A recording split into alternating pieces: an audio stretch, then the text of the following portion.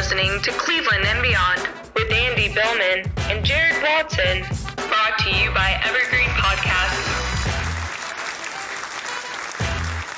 And we are live on Facebook, YouTube, and Twitter. He's Andy Billman. I'm Jared Watson, and this podcast is brought to you by Waiting for Next Year. Check them out. Original Cleveland sports reporting at waitingfornextyear.com. Also brought to you by Evergreen Podcasts. Well, the Browns' 2021 schedule has been released. There's a couple of things that we expected, a couple of things we didn't.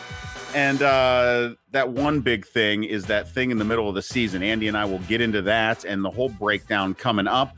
The Indians are holding on to their season and somehow staying afloat. Do we give the credit to the bullpen? Holding on to their season? That is not properly labeled. I will the say Indians are red hot. The best bullpen in baseball. Listen, they're on fire and they're on their way to winning another. We are still in the intro. You can have that argument with me in a little bit. When you're only putting up how many runs a game, I'm going to tell you right now, they're holding on. If you want to give all the credit in the world to the bullpen, which I am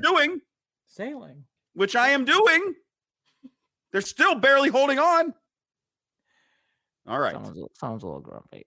I think I'm good. And then the Cavs. Oh, man, the Cavs winning. Yeah, go Cavs. Great job winning. Thanks for the win. Kevin Love, hell of a game. Way to win one for the team. Great. Thanks. Needed that. All right, before I talk about the stuff I'm mad about, let's talk about the stuff we're all happy about. Your 2021 Cleveland Browns. Cleveland Browns. Happy Thursday, everybody. Take a deep breath. Go Browns. Go Indians, Ben Stewart. Saw you last night on Set the Edge. Good to have you back in the room.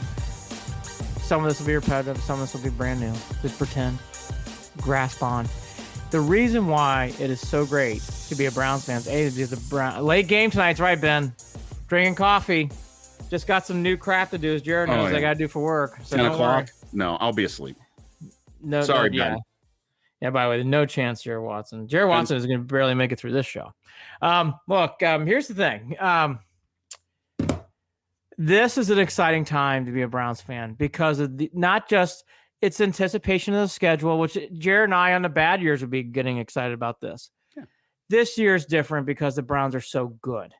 And what's great about this year, which my son was alluding to, there's a lot of games at that crooked number 4, or there's a lot of those games at 8, the Snowmen. So there's not as many 1 o'clock games. I thought the schedule broke out about as best as you could go. I'm with, that's right, Jimmy. I got it. Ben, I'll be up 7:15 too, Val. Jimmy Kavoris checking in on Facebook, making faces at me. Yes. And Andy, or me, or both. Or both. Good to have you in the room, Jimmy. And Ben, I'll be up at 7:15, so don't worry. I'm going to be up late and early and all sorts of things. Jogging by 8, I hope. So look, here's the thing. I like the schedule a lot. I like that they're starting off at Kansas City. I'm not going to steal Grossie's thunder. I thought Grossie said it well. I think that's the perfect time to be playing them. It's going to be a tough game no matter what. Might as well kick it off. And I like how after that, Jared, they have a nice 5-game stretch where it's like Texans, Bears, Vikings, Chargers, those are winnable games. So I like how the schedule breaks out. My only quibble is 2 of them. Packers on Christmas scares me. I think that's a tricky game, obviously. Right. And the back-to-back with the Ravens. I know there's some who don't get bothered by it because the Steelers play the Ravens in between. So it goes for the Ravens, it goes Browns, Steelers, Browns. Even with that said, I don't like playing the Ravens like that back-to-back. However, if the Browns ever win that game in Baltimore, that's fantastic because it squeezes the Ratbirds. Yeah. I love opening up with Kansas City. I will say this, any other season I'd be like, oh, thanks NFL. Shit. Damn bonus. If you checked in with us on at Official Cleveland Sports on Instagram after the schedule was released, that's basically, you're going to hear some of the same things here from me. Kansas City at 4:25. As soon as I saw it, I was like, let's go. Let's go. September 12th cannot get here soon enough. Because I, like Rashard Higgins had announced on social media, have not forgotten. Now, whether the Browns go into Arrowhead and win that game, Lord knows. To me, I honest to God believe it's a coin flip right now. But are the Browns in a much better position this year to win that game? Absolutely. With the improvements that they've made on defense, with the draft that we just had. Now we get it on paper, right? We say that all the time, on paper. I know people are going to chuckle. OBJ. Oh boy. They have a healthy team coming back. Their head coach is healthy. Healthy. So this could be a statement game, and you're already hearing noises out of Kansas City from Kansas City media. Oh, the Browns are getting way too hyped right now. They're getting overhyped. It's going to be a down season. They didn't. Oh boy, those folks that I've seen making those comments in Kansas City. Look, you very well might win that game, but you have got this Browns team pegged 120% wrong. That is not the Browns team that you are going to see this year. Javius on Facebook. This is the Browns season of dreams, season 2. It picks up where the first season ended. You ain't kidding, brother. I agree. You ain't kidding. I agree. So that's a big statement to me, Andy. You're right. The next couple of games, Houston Texans, Chicago Bears, I still think more than likely, the Texans, Lord knows what that team's going to be. Lord knows what that team's going to be with all the mess that they're dealing with. Oh, they're a mess. And then the Chicago Bears, we're probably going to see Andy Dalton if the Bears are smart, right? Minnesota Vikings, Chargers, Arizona Cardinals. Yeah, they might be okay. Denver Broncos, things might get weird because we're hearing the rumors Aaron Rodgers might end up there, which might be why they put that, why that's a Thursday night primetime game at 8:20. So yeah, Andy, I love the way that the season starts. I love that the way that it goes until we get to the middle. And then things start to get weird. I'm not worried about the Steelers this year. I'm just not. So you were going to say something. Go ahead. Yeah. Well, a couple thoughts. I think to the Chiefs, I think they're actually going through a little bit of Andy Reid's going to have an interesting season. His son is in a lot of trouble. And by the way, I thought appropriately is if any of my sons got in as much trouble or had something horrible happen like that, I'd be very distracted. I thought Andy Reid was very distracted during the Super Bowl. I don't think this is going to be such a normal mentality year for the Chiefs just because of that alone. Also, this is not the same old Browns. I see Jim saying on Facebook. Yeah, do they really want to give another same old? Yeah, I agree. I think that those days that died on the field of Pittsburgh in the playoffs. It died. It got buried and planted, and it's gone. It's gone. Now, here's a couple other notes too, real quickly. By the way, Ben Stewart, I will be on live tonight, God willing, with 2 picks in my eyes. It'll be a quickie. Here's the thing. I think the Steelers are a big game because you need to finish. Don't get me wrong. It's a big game. Go ahead. They need to finish them off. And I will say this too. The games that worry me, obviously Kansas City, they're very good. I think the Chargers are overrated. So if people want to come on here and tell me how good, I don't believe in the Chargers. I'm not getting fooled by the Chargers hype again. Not getting fooled by it. I want to see them prove it. I think the games to me are the obvious ones. The Ravens twice and the Steelers twice. And then you throw in Kansas City and you throw in Green Bay on Christmas. Those are the games. Joe Burrow's tricky. They're going to beat the Patriots. Lions blow. I think all these other games are very winnable games because the Browns are very good. The Texans are a complete shit show. The Bears are, what's this called? The Bears are a shit show. Andy Dalton and your what? It's like, I know. That's just a mess. And the Vikings, it's a homecoming game for Stefanski.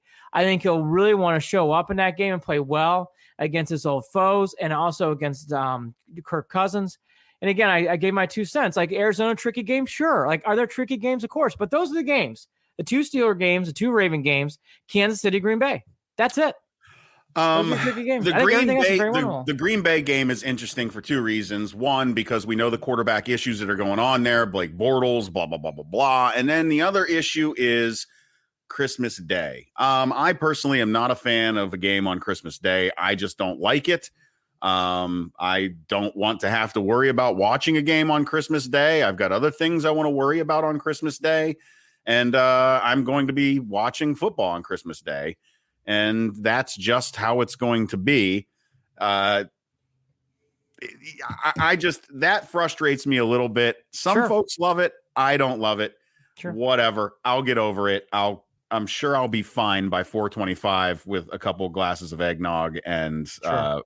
my kids smiling because they got everything they wanted and blah blah blah.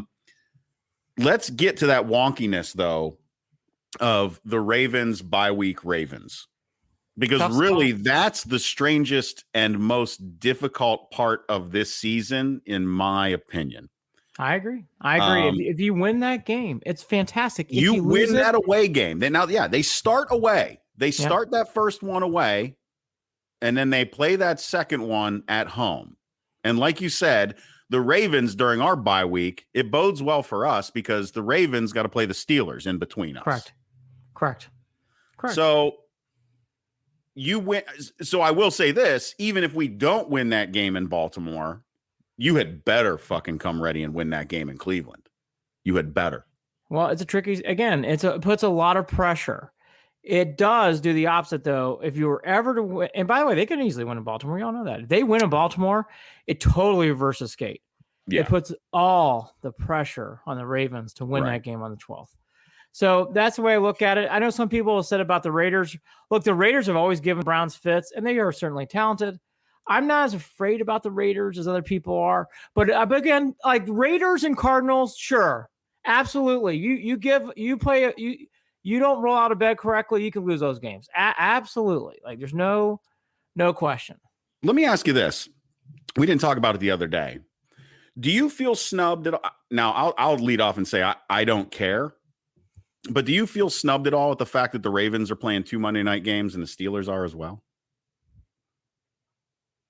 Yeah, nope. I didn't think so. Doesn't surprise me, really. But I don't really care. I mean, I've been so hyper focused on this schedule and everything else. I know there's been a lot of people out there who've been wanting more primetime games. I think this is plenty. My God, you're playing on Christmas Day at 4:30. That is going to be one of the highest rated games of the year. I mean, 4:30, presents have been open. That you are having the audience because at 8:30 game, everybody's going back to bed. Yeah, I mean that's on Fox, NFL Network, and Amazon. I mean that is going to be one of the highest rating games of the year, the 25th. And then you got Ravens, Steelers. I think they have plenty of chances to show off their muscles. And then you got to start off the year against Kansas City. So I think the schedule, again, is very fair and good. Again, let me talk about the positives. I love how they end the year against Bengals. I would take them more seriously. I will say it again. I think Burrow's going to be very good. So I would take the Bengals seriously. I think they're going to be better when people – that's my other one. I think the Bengals are better than people think. Because I think Burrow's that good. And the other thing that's nice, Jared, is when you look at these games, there's sudden breaths throughout. You play the Broncos on Thursday night, but you get to catch your breath before you play the Steelers, almost like an automatic semi-bye week for the Steelers. Can't get – that's a great break. They actually, again this year, get 3 straight home games. Week 6, Week 7, Week 8, all at home. Yeah. Jared can't beat it. The Browns are lucky in that kind of aspect, and they finish at home. That's great. There's a lot of good breaks in this schedule, in my opinion. It's a very fair schedule. You're not going to hear me say in October, December, like, this is unfair. No. This is fair. Line them up. Play it out. Hey, they still got to win these games. We all know that. But this is a good schedule. This is one of the arguments that I heard, again, I believe coming out of some of the Kansas City media, was that the Browns benefited from a weak schedule last season. And I got to be honest, I look at this schedule this season, and it really doesn't look that intimidating. Boy, this is the cockiest I think I've ever been in the 21, 22 years that this team has been back. This reminds me. This reminds me of 90s Indians, 15, 16, 17 Cavs. The Browns are this good. The Browns are very, very, very good. This is a great team. Hey, they want to shit on the Browns schedule? Fine, that's fair. In the biggest games of the year, though, Tennessee on the road, they won. Earlier in the year, they played the Colts, won that game. They played some shitty weather games. I mean, you couldn't make up those situations. They lost one, they won the other 2. Yeah. They played. Dealt with the COVID outbreaks, dealt with not having coaches. But before the Jets game, half their team, by the way, lost that game. Didn't have their head coach going into the playoff game. So to the Chiefs fans, you can cry over things like that, and it's fine. Cry. And by the way, did they get some schedule breaks? Certainly. The Browns got no breaks last year.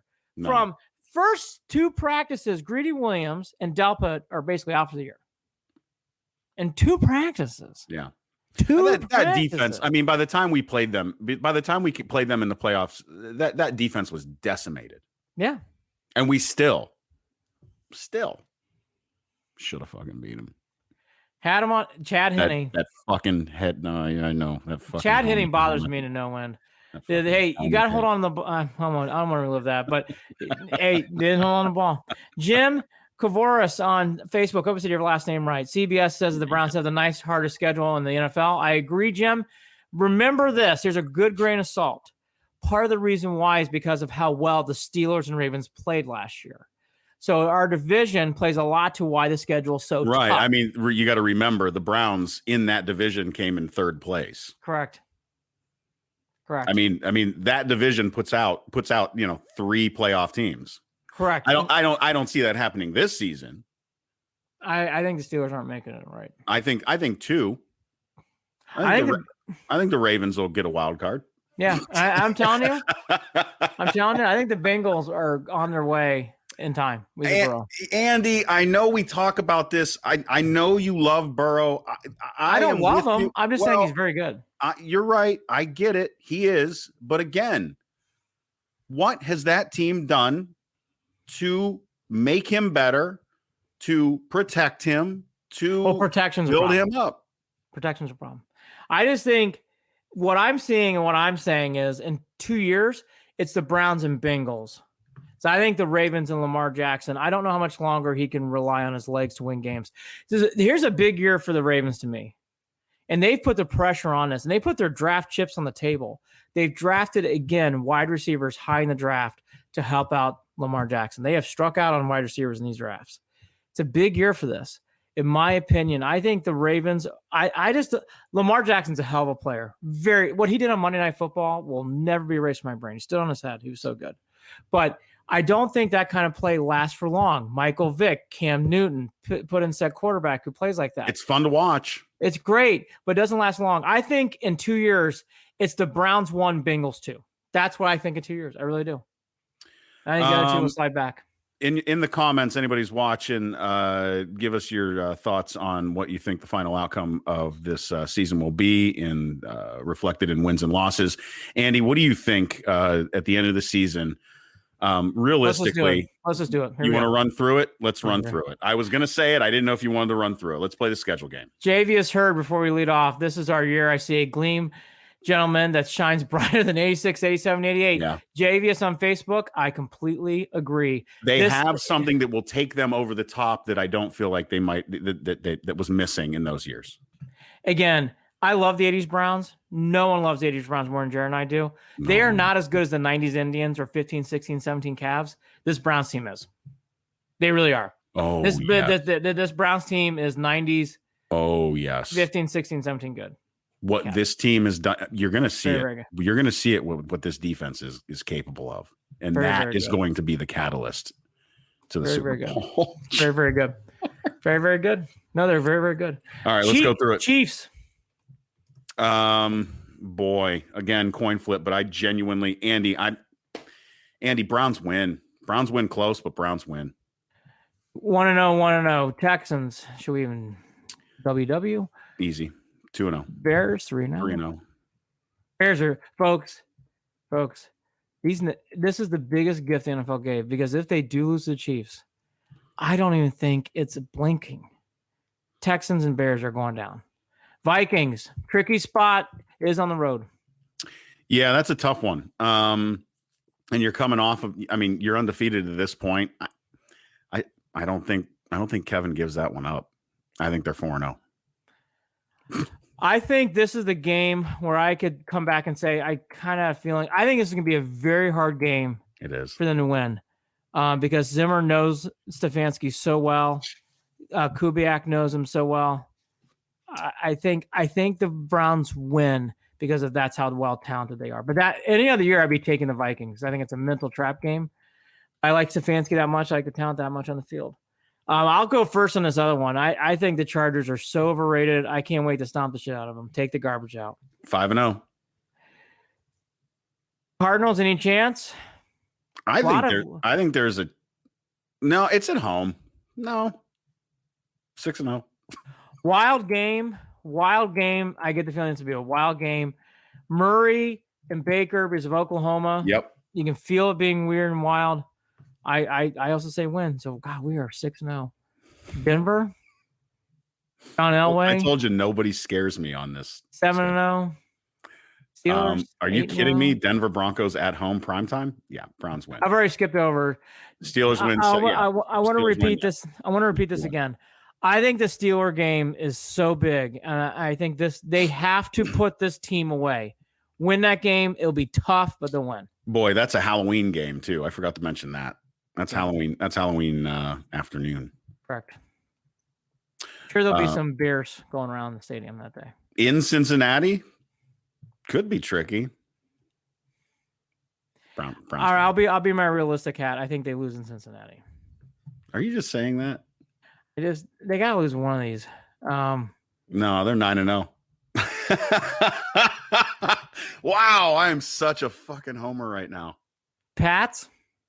I say they beat the Pats. Why would they lose? Why would they lose that game? So now Jared's going 11-0. They're not losing the Lions. That's another great. Again, a nice break. They play 3 out of 4 in a road, and who's their home game? The Lions. Right before their bye week. Beautiful. All right, 11-1. They lose to the Ravens in prime time. 10-2. Okay. 11-1 and 10-2. Bye week 13, week 14, December 12th, Baltimore Ravens, 1:00 at home. That's a win. Yeah, I think this is the game where hit the classic button. The Ravens, I could see the Ravens really playing. I think the Browns will outwill them, but they win that game. Vegas. That's always a weird one. Very strange. But the way that shit went, that game pissed me the fuck off. Tell me that. I mean, Browns win this game. And that's weird too, because that's either a Saturday or a Sunday game. I think the Browns win that game at home. Browns win that game at home. If the Browns are smart, and they're very, very smart, they should look at that game as revenge. I thought even with the weather, they played so flat going into bye week. So I think they get the revenge factor. I think they win. Green Bay, I'll go first. If this game in the regular season, Christmas in Green Bay against Rodgers, man, that's fucking tough. As things stand now, I'm going to go ahead and say the Browns lose. But that's, again, it's a coin flip for me.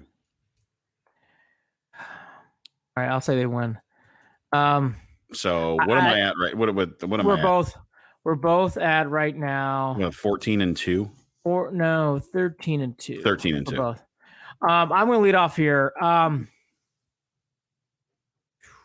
Wait, 13, 14, 15. No, there's 17 games this year. Right. So 13-2. We have 2 more games left. At Pittsburgh and Cincy at home. That's it. Oh, the Cincy. I'm sorry. The schedule wasn't on. Yeah, I clipped off the Cincy game. I think Browns win the last 2 games at Pittsburgh and then the Cincinnati game at home. Are they going 15-2? Oh, yeah. Yeah, they're going 15-2. All right, 15-2. How absurd. How absurd. How obnoxious of us to even think that such a thing is possible. I have them losing that to the shit Bengals. Is rude, man. I have them losing to the Bengals. Not a chance in hell the Browns go 15-2, right? Not a chance in hell they go 15-2. Is it really possible? We did this last year, and I hit the number on the nose, so I'll do it again this year. I'll take away my realistic Randy out. I'll say 14-3. One of those games I miscalculated. 14-3. Well, what did I say last year? I called 13 wins, and they finished 11. What, 11? Yeah. All right, so I'm off by 2. Yeah. So maybe they're 13-4. Yeah, 14-3, 13. Now, the way that I did this originally, when I before the schedule came out, and when I just looked at the teams, that was it. And I looked at it. I said, here are the games that I think should be wins, and here are the games that are possible losses. And the possible losses that I came up with were only like 4 or 5. I didn't even consider 12 of those games in a possible loss column. So, and that was before the draft. Yeah. Boy, Andy, this season's got good things written all over it.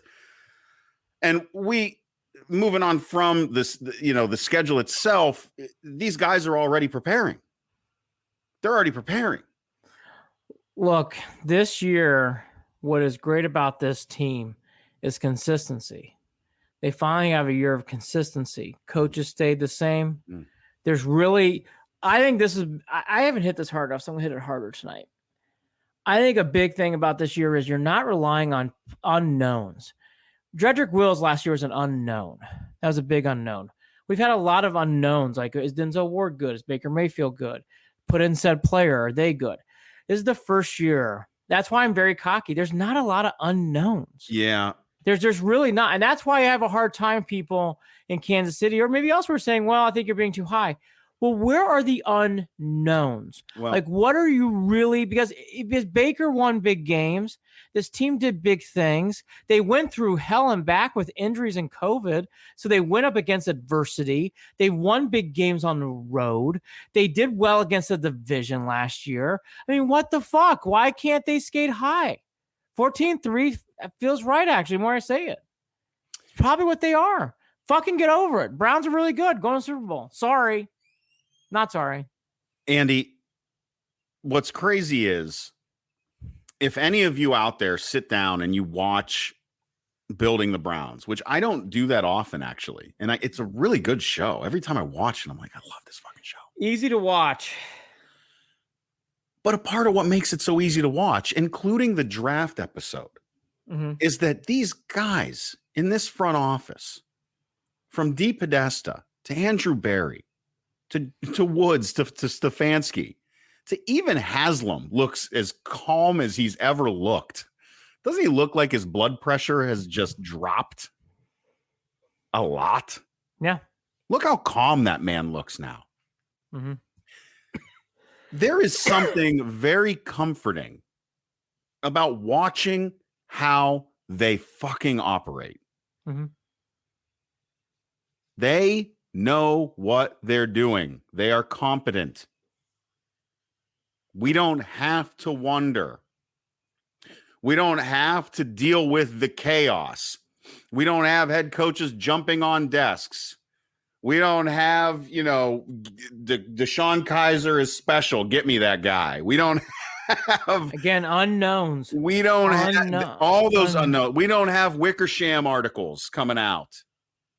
Thank you, Seth. That was good, by the way. None of this stuff that we have dealt with in the past. This is the calmest it has been. The most controversy that we have to deal with is, well, are they going to trade? It's contrived shit.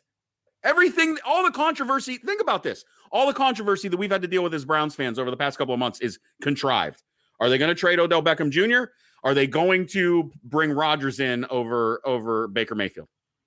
Contrived, made up bullshit, because they have to make up stories because there aren't any stories, because the team is just sailing along because they have a plan. They're on a path. They're on a mission. I just watch it and I can't believe it, man. It's taken so fucking long to get here, Andy. It's taken so fucking long to get here. And I cannot watch it. It's like I cannot wait to watch this movie unfold in front of me in 100+ days. It's going to be great. Cannot wait. It's going to be great. Cannot. Javius, you hang on. In about 15 minutes, we're going to get to the Cavs. I'll whisper through a couple more Browns topics. And don't you worry. Javius, you son of a bitch, even going. Don't you worry. One of us is going to be a little angry. Oh yeah, I've got words. So are we done with the Baker Mayfield rumor? I think so, right? The latest rumor is another OBJ trade. I wouldn't even take that seriously. Wouldn't even take it seriously. I think something that kind of got pushed aside that I want to bring up, Chase McLaughlin, I want to say his name is. Yeah, the kicker. I would keep your eye on that. That is only one wonky thing on this team is kicker. I think it's wonky. Well, here's my question. Yeah, and I will say this: why? And I don't know if you know better than I do. This kid's bounced around. Well, yeah. I mean, I'm not surprised he's solidified. He's bounced around, and he's only been in the league for 3 years, right? So then I don't know what they're doing. No, they're trying something. They need to put pressure on Parkey. I like it. Parkey's not. I mean, is that the guy to put pressure on? Well, they have to make a big signing. I mean, what are you gonna do? I don't know. I mean, who drafted a kicker in like the 5th round? Who was that? I don't remember. The Someone Browns have drafted a kicker early. Why do I think it was the Bengals? I don't know. Didn't the Bengals draft a kicker early? Early as hell? I just think people should watch kicker all year round. Landry was schooling Anthony Schwartz, who I love. Grant Delpit, Jarvis Landry, more of a leadership role, not a surprise. I'd keep your eye on that this year. People need to remember how big of a role he plays. I think these articles about him mentoring players, about him getting working this all through Jarvis Landry's system does not surprise me. I think sometimes he gets forgotten on this team. Even I sometimes don't give him proper praise. He is we all know he's very good and he's got a big role. He has a huge leadership role on this team. Sometimes gets forgotten with all the talent. He's very, very big on this team. Who, Jarvis? Yes. Jarvis is the core of this team right now, that offense. Jarvis is the reason on the player side of things that the culture began to change. It's all on Jarvis. Yeah, he was one of the bigger guys. Browns fans owe him everything. And I don't think that's hyperbolic whatsoever. No. Not surprising they're all going through his system and his camp. Anyways, wanted to mention that real quick. All right, should we pick the schedule again, or are we good with the Browns? Boy, I think we covered it, man. Browns are good. There's mini camps coming with rookies. We'll do as much as we can on that. I'm not going to go overboard on that. The Browns definitely go to the back pages for a little bit until June. I think. well, we say that. I'm ready to pronounce it, then watch lightning strikes. But I think for the next 2 or 3 weeks, they're going to go to back pages. I think people want us to talk about the Browns too. So I mean, that's tough to stop too. But right. All right, the Tribe. Cleveland Indians. Ahmed Rosario with a big game yesterday. They beat the Cubbies, sweep them. Indians have been on fire really for the last week and a half. They've been very hot ever since the Yankee series. Really playing well. And the big story for people who haven't been watching is bullpen. You talk to people inside the Indians, you talk to people outside the Indians. The stats are there. It is the backbone of this team. That's right. They are, and that's said by Terry Pluto, so I don't want to steal his thunder, but they are really, really have one of those elite bullpens, Jared. And it's deep, and it's not just, and Karinchak and Clase come to mind. They should. They're going to be all-stars the way this is going. And then you still got Whitgren. You still got Brian Shaw, who are still pitching big innings. I think Kyle Quantrill, which they mentioned in the article today by Pluto, I think he's really moved up. I think he's becoming one of those good guys in a big spot. And Sandlin's a rookie, and I guess he's been hyped by the Indians brass. I can see why. Kid comes in tough spots, makes outs. This bullpen statistically feel everything, Jared. It is now that bullpen. If you give them a lead or the game is tied, like yesterday against the Cubs, 1-1, you just don't feel like they're going to give up runs. They might give up some bats and might give some hits, but they don't give up runs. And in big spots, they get outs. Well, nasty. We already know how good the Indians starting rotation has been over the years. We know that they're known for great starting pitching. We know going back, years that the Indians have got a way of just having talent in that starting rotation. Mm-hmm. Where they haven't had it has been in their bullpen. It's been a struggle at times. You've wanted pitchers to go longer because you've worried about certain guys hitting the mound and coming in relief and holding on to a lead. You've worried about that down the stretch in the 6th, 7th, 8th inning because it just hasn't been there. And this season, it has not been the issue. Correct. Whatsoever. It's been amazing. Yep. This bullpen has given this dead on arrival offense every single chance needed, which they've taken advantage of in certain situations over the past few weeks, scoring in the 6th, 7th, and 8th inning, or 9th, or 10th, when they haven't done jack shit, when their starting pitching has been out there. Yeah. So That in itself is what has kept this team in contention, has kept them, at the top or near the top of the AL Central.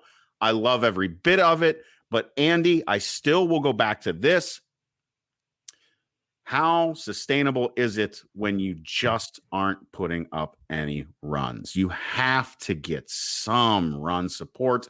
They're winning these games, and you look at it, they're winning these games. They're giving up, 9-10 hits on the other side. They're only getting 5 hits.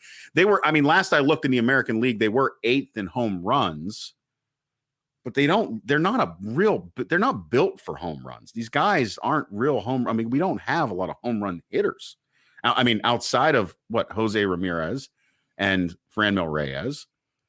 Jose, by the way, has got 10? He's at the top of the list. He's in the MVP running again. So, which doesn't surprise me. But we're talking about Franmil's having a breakout year. Franmil's playing really well. Andy, I don't know. And then the other frustrating thing is, and I'm going to be that guy to go there because, to me, I can't get over how embarrassing it was to see that this team was no hit twice in a span of a month or so. Like, that is in itself historic. That doesn't happen all that often. Yeah. Right. So I don't know how you call this. It's the juxtaposition of the two, where this team is somehow still 20-14, and they've been no hit twice, is mind-boggling to me. Well, that's the Indians. I think that's. I know, right? They're going to get no hit probably again. The no hit thing. That would not surprise me. You're right. I'm actually letting go of the no hit thing. The Indians have great timely hitting. They have some of the best. They score more. I don't know where the stat is, but last week and by the way, Royals have lost 10 straight now. Ooh. Oh, they have fallen off the cliff. That's brutal. The Indians have great timely hitting. And I don't think that's now look, it's May, so hopefully it continues. The home run thing, I buy into what you're saying. Hernandez has not gone off. He's starting to get hot. Eddie Rosario's not gone off. He's starting to get hot. Franmil, I think, is taking that next step. I think Franmil's a much different player this year. J-Ram's J-Ram. What I've learned, J-Ram's a very, very good player. It wasn't Lindor. It was J-Ram and Lindor. J-Ram's very, very, very good. And I like Harold Ramirez. He has settled down the outfield. Yep. I think that's a key part here. He has settled down the outfield. Now, someone says, well, what's your fucking concern? I got a concern or two. My two concerns are similar and parallel to Jared, but more differently because of it's twofold. I'm worried about two things, short and first, because of two things, hitting, yes, but defense. I see defensive issues, and there's other issues around the defense. Outfield, Naylor. I like Naylor's bat. Naylor's got to get better with his glove.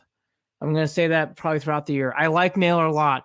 Outfield, first base, he has got to get better with his glove. I like Naylor a lot, though, but he's got to tighten up that glove. Reminds me of Santana in his early days with the Indians. Santana had a terrible glove. He worked hard on it, and now he actually won a Gold Glove.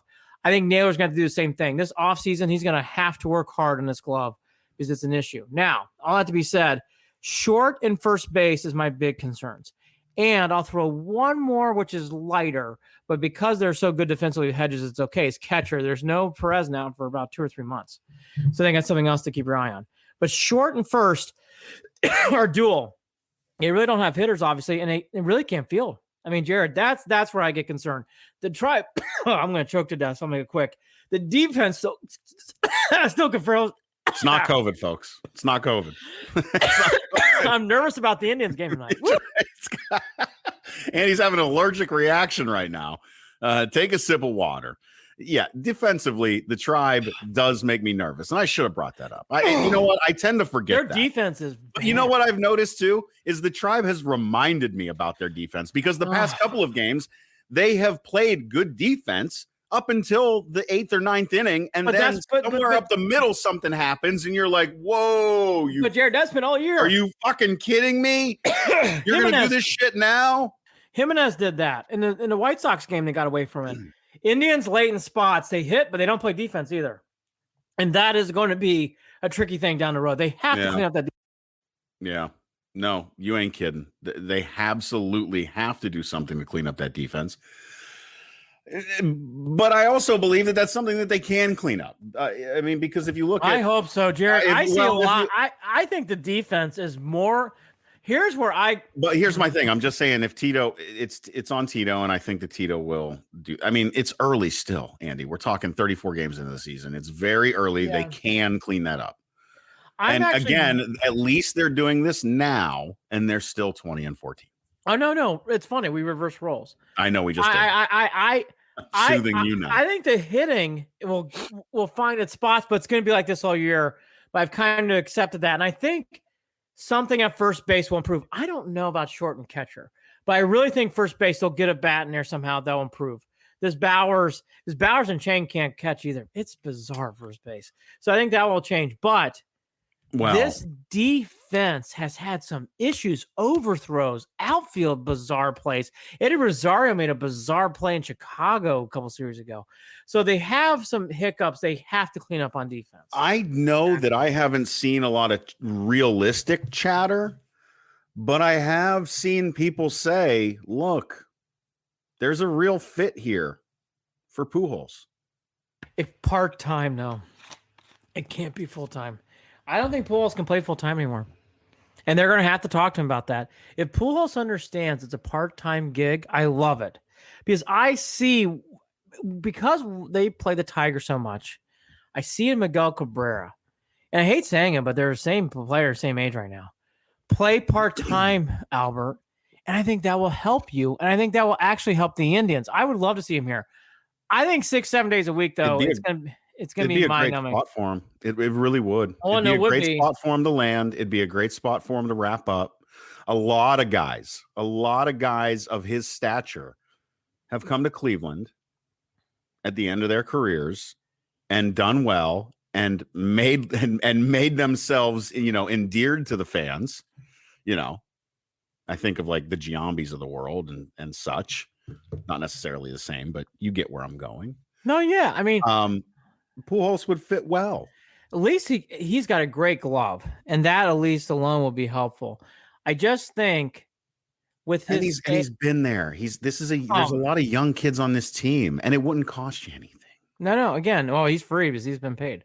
So I like all that. I will remind. You hear that, Paul? He's you hear that, Paul? He's layaway with a double time discount. I mean, I would really would advise, though, because of his age, part-time, 3 to 4 games a week. Sure. I think that would be a big difference because I think then you can hide. Does that pull away from time for development of, say, Naylor at first, if you are platooning? I'm ready for this. I hate saying this. I like the kid so much. Naylor needs to work on his glove this offseason and then try again at first base. Sadly, he's going to cost this team again more runs like he did in Cincinnati. Is this team? And I love Naylor, but he's got to work on his glove. It's not the year to be doing a test out at first base. Team's too good. Is this team going to bring guys up? I've heard I don't know what to say about that comment. I know. I know because we talk about it all the time. Happy with shortstop and first base at this point. I don't get it. Why can't Jimenez go down and Owen Miller come up, or that other kid Freeman come up? Why at first base can you not see Bobby Bradley? There's this is it. Like, we have to put up with this. And again, Jimenez has made errors. I actually like Ahmad Rosario. He's growing on me, but he is not the cleanest glove either. He's had some adventures out there. And again, Jake Bowers and Yu Chang, they're not good gloves, and they certainly can't hit. What are Bobby Bradley's stats right now? I'm looking. I know they said he's been okay to struggling. And I like Bobby a lot. I think Bobby should come up. I think Bobby coming up would help. My dream scenario, give Owen Miller a chance or Freeman a chance. At 264. Yeah, better than what these guys are. Yeah. Look, I get very frustrated with at first and short again. If they had good gloves, you could shrug your shoulders and be like, okay. 567 slugging percentage. Yeah, I mean, I just think. Oh, no, I'm looking at the wrong year. Go ahead. Because of how poor the gloves have been. Yu Chang, nice He's man. been 148. I apologize, Andy. Yu Chang, nice man. That's why he's not up. Small print. That's small print. So there we go. That's right. So you know what? Yeah. That's why he's not up. Jason Lloyd, you were correct. Bobby Bradley is not the answer. I didn't look. Well, I wonder. The Indians are going to have to work really hard on what to do at first because, again, it's a dual thing. It's defense. I'm repeating myself. The defense worries me a lot. If you have a first baseman who can't hit, it's one thing, and that's bad. That's a big position where you want bats and you want hits. But if they can't glove either, Bauer's glove, he's getting better. Yu Chang's glove's terrible. It's not good. I love Yu Chang, but nice man. Yeah. Nice man. Yeah. They're going to have to do, I'm repeating myself. They have to do something. And the Naylor experiment at first, which I'm just telling you, I know what I know. That's going to cost you another run in a game. I'm telling you. If you put Naylor first and late in the games, they keep doing, it's going to burn you again. I hope I'm wrong. I love Naylor. Hope I'm wrong. Makes me really nervous. And again, going to the other position, Jimenez and Rosario. And Rosario's growing on me. I like Ahmed Rosario. Yeah, so do I. Speed. I like his speed. But Jimenez and Rosario at short in late innings have booted the ball. And Ahmed Rosario the other day just totally misplayed the Clase play at second base. And he wasn't there to catch the ball. That's not good either. I want to stay up and watch this game at 10 o'clock, by the way. I'll be up. I love this fucking game, and I love that fucking team. I really do. By the way, good start tonight for people who just love the game of baseball because there's this young rookie, two of them for the Mariners. One's, let me get the names here so I put them in the rundown. The guy's name is, there's two of them, Jarid Kalenic and Logan Gilbert. Kalenic is the outfield prospect who's been getting rave reviews, and Logan Gilbert is the starting pitcher. He is starting tonight against Plesac. Cool. So, never mind. I don't want to stay up because probably have to wait until the 8th inning to see a hit. Oh, here's my one thing about the Tribe. This bullpen this is not hype. This is real. Yeah, their bullpen's elite. And with the Cy Young Award winner, which we tend to forget, Plesac, Savali, who's having just an amazing start. McKenzie's getting better. Folks, this pitching's you can already see it. I thought the bullpen was good. I misjudged it. It's great. No, I honestly, God, did not expect this bullpen to be as good as it is, as it was, or as it is. I didn't understand, like Karinchak. Oh, between Karinchak and Clase. Who's been the biggest lover of that guy? I love him. I love Karinchak. There was a great play yesterday where there's a pop fly and he ran from the pitcher's mound and went over the catcher's head into the seats. He ran to try to catch the fly ball behind him. Tom Hamilton goes, Karinchak running to go get the foul ball that's in the stands. It's just amazing. Lunatic. In Sandlin, you're going to hear this name. Sandlin is very good. And Anthony Ghost hasn't even come up yet. And I think he's going to be a star too. Yeah. I'm telling you, not about that. The Indians have a lot of studs. We've reviewed the offense. Harold Ramirez has helped settle the outfield. If they could only develop the bats the same way they develop the arms. Good God. One more big positive. That kid Rivera gave one of the best bunts I've seen in years from the Indians in a big spot against the Cubs. Hell of a bunt in the 10th inning that helped it up winning. Right, moved second and third, and then we put a guy on first, and then an out, and then the hit. Yeah, and by the way, for people who doubt it, and I know he can't hit, then we'll get to the Cavs. I promise you, Javius, that kid Hedges is just as good behind the plate as Perez. My God, behind the plate, Hedges is fantastic. Yeah, very defensively, you're there. Very good. Defensively, you are there with them. Yeah. Absolutely. God, is he good? Guns guys down the same way. They're 1-4 and picking off 1-4. And Perez is one by far. It's like a small. Well, that's because the guy. I mean, Perez throws guys out like one every 2 times. Like it's It's insane. nasty. And Hedges is like 3 out of 10, so 30%. And Bebo is like a 40. And 40% No, high. 4 those guys are close. But by the way, that's really high. And Yeah. Hedges is at 30. The average for people, it's about 15 to 20. The Indians have 2 guys way above that. It's amazing. Yeah. It's amazing. That's huge. That is huge because you think about how, again, when you got a team that doesn't hit, think about how many runs that prevents. Well, that's my closing note. Yeah, no. That's my closing note. This team has actually a lot of ways to improve. And that's what gives me hope. And then there's the bang bang. And this is the bigger one. I really do think the White Sox are the best team in the division. I hate saying that, but it's true. But the injuries to the White Sox have opened the doors to an opportunity to get in this race, and they're in it. The White Sox injuries have allowed this to happen. Great news, too, is this division stinks outside of Chicago. Stinks. Twins are terrible. Tigers are worse. And the Royals have lost 10 in a row. Well, we already know that the Indians' history of, wild card play and all that stuff. So different show. They gotta get there. Sure, it would be fun, but yeah, I know. Getting there, I'm looking way down the road. But that division being terrible helps tremendously. It would be nice to win it. And I'll give you one last comparison. The NL Central is far better than the AL Central. The NL, like, I've been impressed with the Reds. They're good. Like the Cubs, they beat them twice. Cubs are good. They are far better than the Tigers, Twins, and Royals. Sorry. Well, very, very good. I mean, and again, that goes back to telling you that, it's just like what the Braves did to the Indians in the mid 90s. And it shows you what good pitching can do against good hitting. It really can. And it is what I love about the bullpen. It's not 1 or 2 guys. I'm telling you, Wickren, I would trust Wickren in a big spot. Brian Shaw's found it again. God bless him. Welcome back. And Sandlin's nasty. And Kyle Quantrill, he's had multiple big inning, big spots on the road. Yeah. On the road. Well, this team's been better on the road than it has been at home. That's another good sign, too. Anyways, there's a lot of good positives. I'll say this. This is the most Captain Obvious team. Can't hit. Defense stinks. Everything else is there. Yep.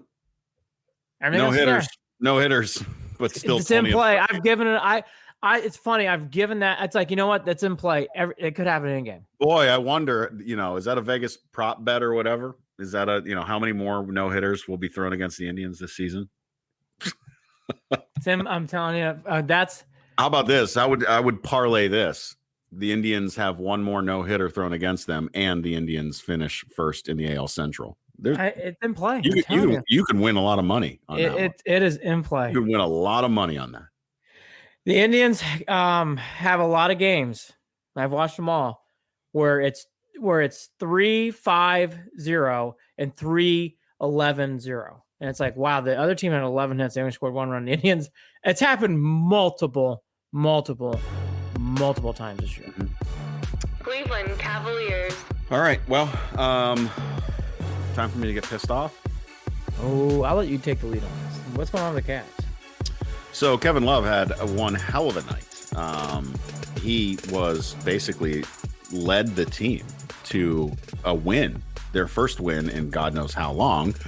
And what did that do for the Cavs? Well, that kind of fucked them regarding their position with the lottery and their draft pick next season. So that's the short of it. That's the simple of it. And why does that make me angry? Well, kind of because Kevin Love is happy about it because he wanted to go out there and kick some ass and win and do this for the city of Cleveland. And blah, blah. Listen, Kevin. I'm going to mute my mic. Listen, Kevin. This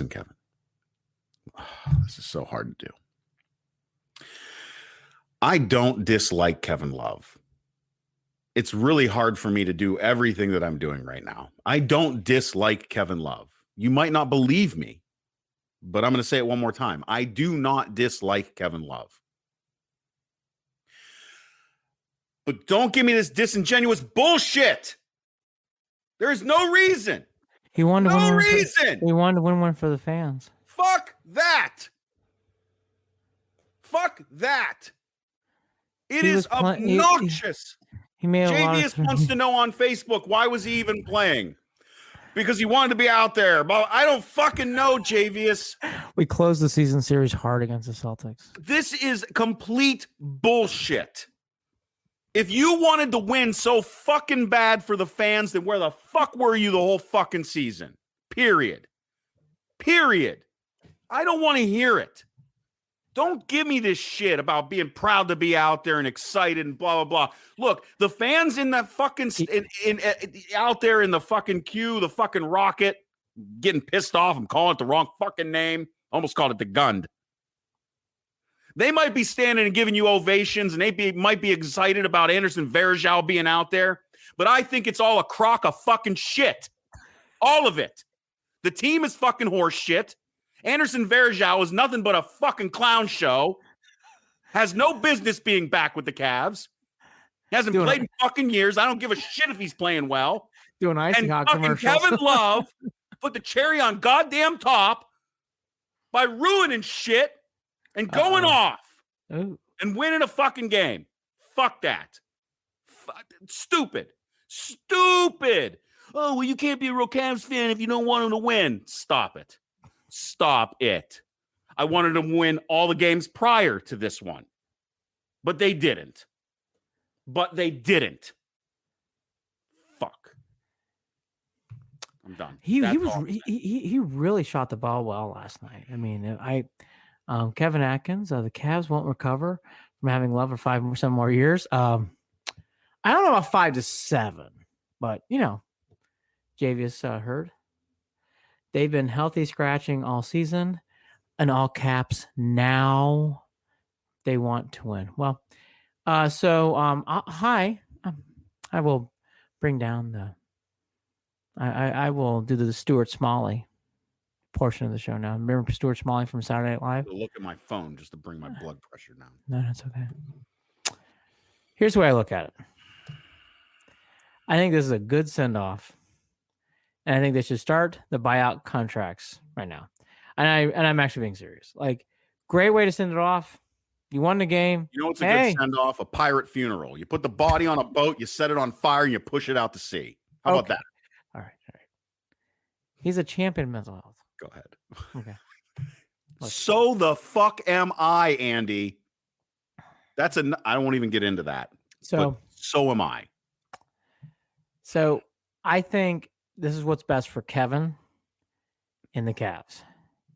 That was you had your great send-off. At least you beat the Celtics, because I can't stand the Celtics, so I'll take that. However, the lottery position has really worsened. Now, I have learned, I think this lottery thing is the biggest crapshoot. So I don't get as tied up about this as Jared does. And Jared knows this. I don't. It don't fucking matter. We've been ahead of the balls, behind the balls. It don't matter. It really doesn't. It's all numbers. It all matters. It is numbers. Okay. It matters. So look, I am happy for Kevin Love that he got this in a way. Let's send him off. This is a perfect send-off gift. Thank you for 16. Thank you for the great defense in Game 7. Take care. See you in 2026 for the 10-year reunion. Love you. We'll ship you off. Take care. Let the buyout negotiations begin. Hope your ego got what it needed with that win. Thank you. Absolutely. He was on fire. Cool. Fire. Cool. Fire. I was stunned that Cavs won that game. Cavs don't even have a team. Imagine what the fuck it would have been if he gave a fuck the rest of the season. I don't want to hear I really was. Don't want to hear it. The biggest thing for the Cavs they need to do in this offseason, which is a serious note, so I don't want to make light of them, be serious, is what's going to happen with ownership going forward. What I mean by that is it Dan Gilbert solo or is it Dan Gilbert and son? Yeah. And I think it's time to make that official. I think that will help the Cavs a lot because you can feel this being kind of wonky. Mm-hmm. And I think that's going to answer part 2. The Cavs really need to hire someone in the front office who has experience. They need to spend some money. I'm going to throw out names out there, but these guys are not coming to Cleveland. The Jerry West, the Larry Birds of the day. They need someone in here who knows how to build a team, who can really do it, because they would go a long way. The Cavs need it now. And let's throw this out here too. I know a lot of Cavs fans are going to go, well, bring back Griff. I'm going to warn a lot of people. There are things that I'm privy to, and then I think that Andy's privy to, that I wasn't privy to before. And I'm going to tell you right now, don't bring back Griff. And I would have normally been a bring back Griff guy. Don't do it. Nope. Look at to get something that's factual. Look at the Pelicans record. There you go. He got blessed with all this genius. He got blessed with all that stuff, and that team is not making the play-in tournament. And didn't Zion went out of there? Aren't there issues with that? Yeah, exactly. And it's bigger. Yeah, trust me. We all got sucked into the Griff hype, including LeBron. And I'm telling you right now, I brought it up. Griff back. I brought it up 2 years ago. We have all done this. I am not draft picks guy. Oh, we got all these draft picks. You got to win games. You have got to win games. And I'm going to bring up one more point to the Kobe Altman supporter crowd. I've been surprised. There have been some. Wait, really? Explain to me Dylan Windler. Nice Where kid. is that crowd? Is that the same crowd? Is that the same crowd excited about Anderson Varejao? It must be. As Kevin Atkins mentions on Facebook, KPJ. Well, how's that going? What happened to Drummond? Yeah. By the way, since Drummond's been traded, there is no. I like Jared Allen a lot. Jared Allen does not have the same lane presence as Drummond. Not even close on defense. Not even close. I like Jared Allen. I do. They should have made. Could you imagine if Jared Allen and Drummond could have played together? We've talked about that. That Andy. Actually would. Anyway, Andy, we were excited about that when Jared Allen got there. You could actually have something. Forget it. So we fucked that up. And so here, I guess my point is, it's like Kobe's had a lot of questionable things go wonky. I'm not getting on. I like Garland. I like Sexton. Hartenstein has worked out. But this team needs stability and leadership. And if they need to establish that with, again, I think the family needs to huddle around saying, who's going to be really, is it Dan and son, or is it just Dan? They need to figure that out. And by the way, that needs to be whatever is the best.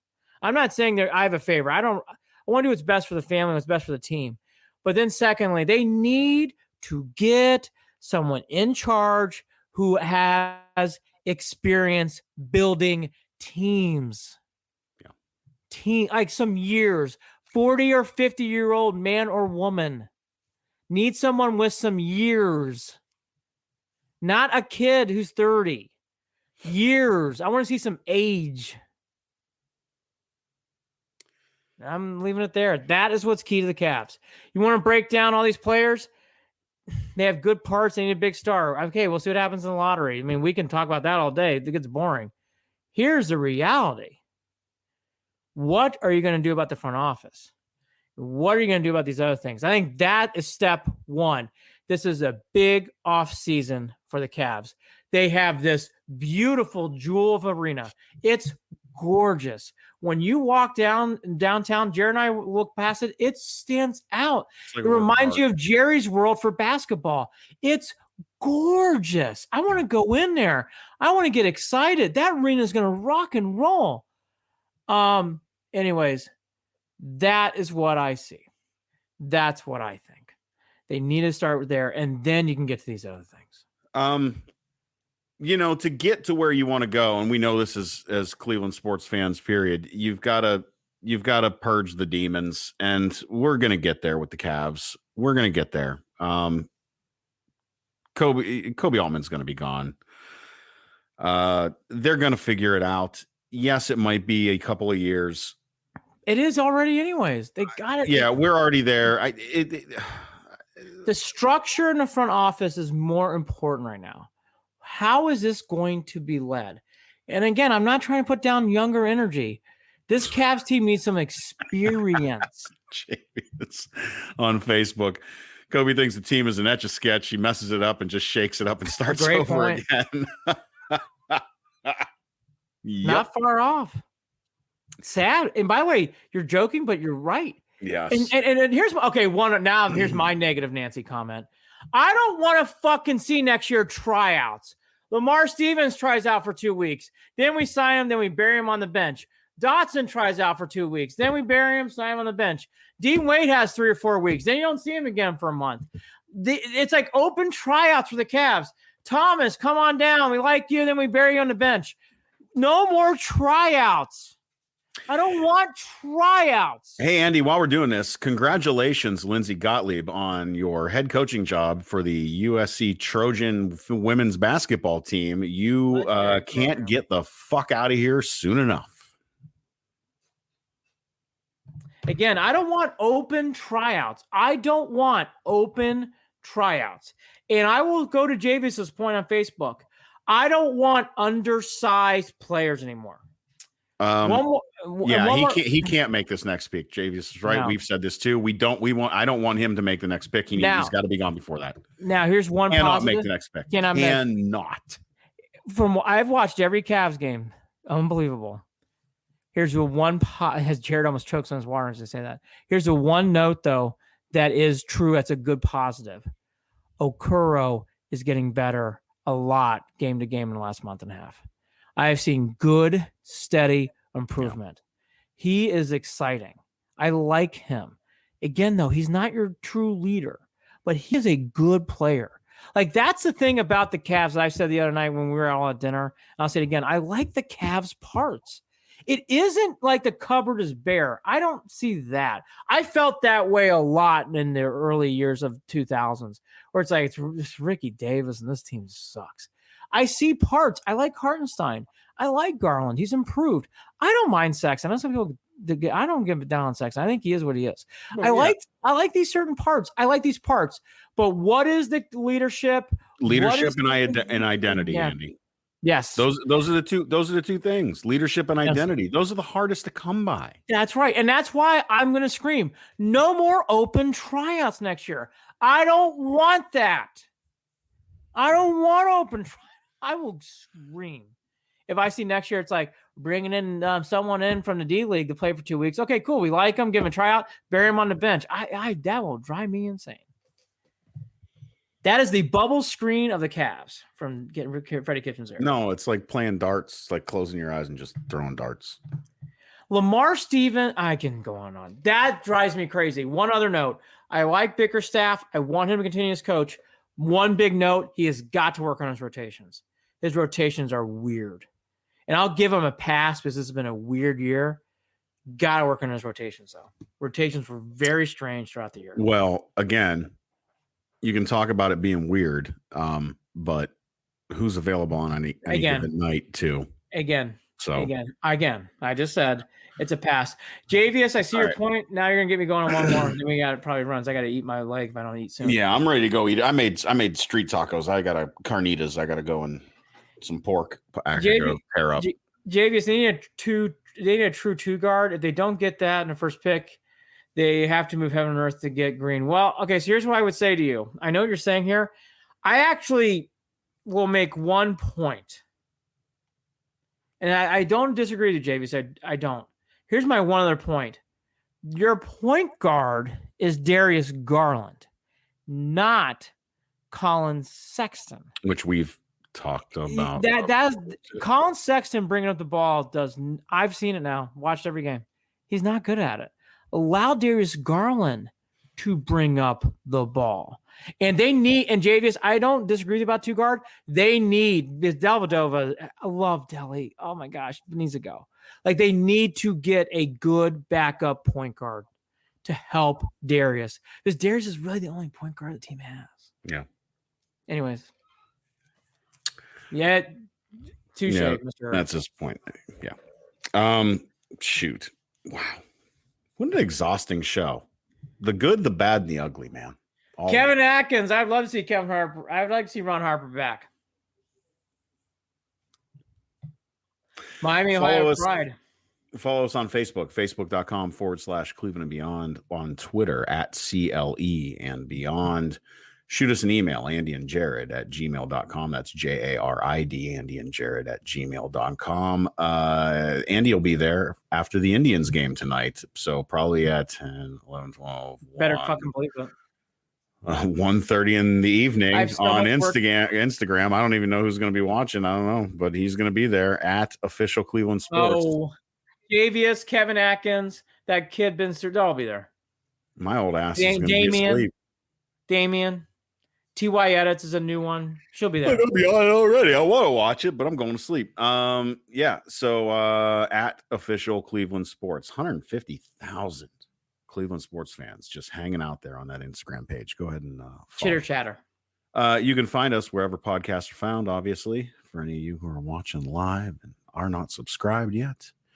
We are sponsored by Waiting for Next Year. Check them out. Original Cleveland Sports Reporting at waitingfornextyear.com. I told you. I'm teasing. Hit me all of a sudden like a ton of bricks. And also, we are a part of Evergreen Podcasts. Andy, final thoughts. Browns, man. Super Bowl or bust. Or AFC Championship or bust. More Indians to come. There's a couple things we're going to bring up for the next show that I've saved articles from. There's a great article in The Athletic we're going to talk about in the next show on the Indians. Very, very cool article, too, on the Browns and the draft on Cleveland.com. We'll talk about that in the next show. Yep. And I just want to mention, because I will be mentioning all year, not only the Browns going to Super Bowl, the Purdue Boilermakers in basketball are also going to the Final Four. Their schedule came out today, and I'm very excited about it. They're going to be playing in Connecticut against Nova Carolina, cutting the nets down very soon in a theater near you. The other thing I want to say real quickly, too, transitioning back to local, because I'm not naive. Purdue's not local. I love Purdue. I thought that was interesting, and I thought it was a good the masseuse story at Ohio State. The masseuse got busted. And by the way, they did not fall for it. There's a masseuse trying to get players, I don't know how I didn't see that story. Came out today. And what was it on? It was on ESPN. I watched Get Up this morning on ESPN when she was trying to get him up. All they talked about was Aaron Rodgers all fucking day, and also Tim Tebow. Which, by the way, enough of that, please. Oh my God! Enough of it. Enough. Now, okay, you got me. Which, by the way, hey, Urban. Pump the fucking brakes, bro. All right, ready? I'm going to do this. Okay, so read the masseuse story. Ohio State players, good for them, good for the program. No one got implicated in it. No one got implicated in it. They all stayed away from it, and she has been obviously stripped, and she's banned from the campus and everything else. So kudos to Ohio State. Stripped of not stripped like stripped. Professional masseusing, whatever it is. She's trying to give out handies? Goodness gracious. The old-fashioned? Come on now. Sexual favors. Goodness. Kevin Atkins, don't you worry about the Boilermakers. You can't jinx them. They're that good. So here's my point, though, about Tim Tebow. Keep the Sean away.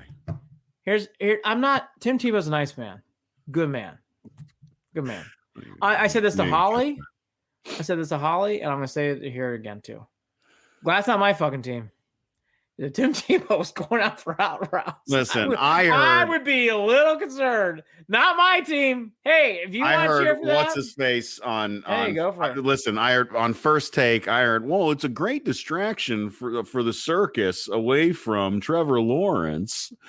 Just fucking stop. Can you imagine Trevor Lawrence? I'm finally going to get a chance to play, and my coach is in love with my 30-year-old plus tight end who's never played tight end professionally. And if you don't think he's going to lose that, they're going to try to force that square back into that round hole, you do not know Tim Tebow and Urban Meyer. They're going to force that shit as hard as they can. And then there's other folks that are out there going, I applaud him for putting himself out there. Sure. By the way, do you know how many other prospects are putting themselves out there dying for a chance?